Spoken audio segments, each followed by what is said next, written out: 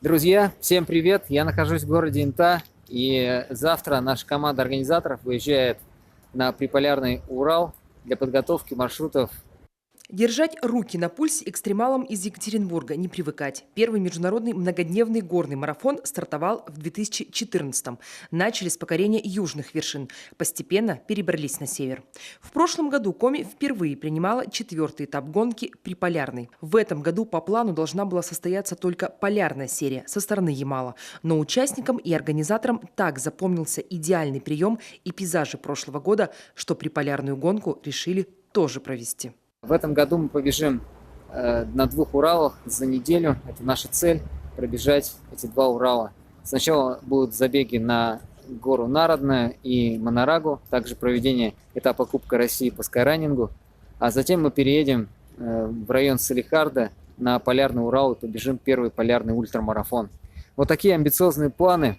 Все спортивные тонкости, обслуживание трасс, судейство ложатся на плечи организаторов гонки. А вот бытовые вопросы на себя берет интинская сторона.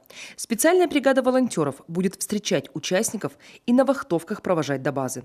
Но и в дни забегов добровольцы будут готовы прийти на помощь.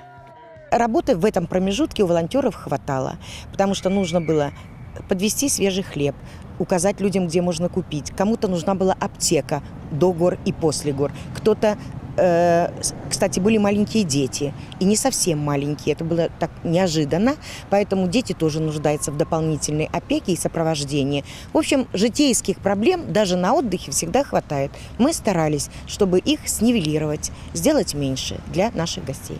Гонка гонкой, и культурная часть программы тоже расписана по минутам. В день отдыха участников ультрамарафона ждет обзорная экскурсия по Инте. И главный символ города – водонапорная башня. Сегодня это не только архитектурный памятник, но и музей политических репрессий.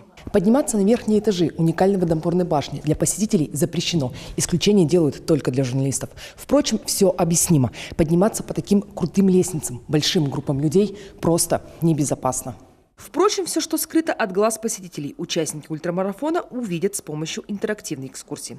В прошлом году рассказы об уникальной истории приполярного города равнодушных среди экстремалов, которые, казалось бы, все видели, не оставили. Участники многодневного международного горного ультрамарафона «Транс-Урал» благодарят за гостеприимство и интересную экскурсию.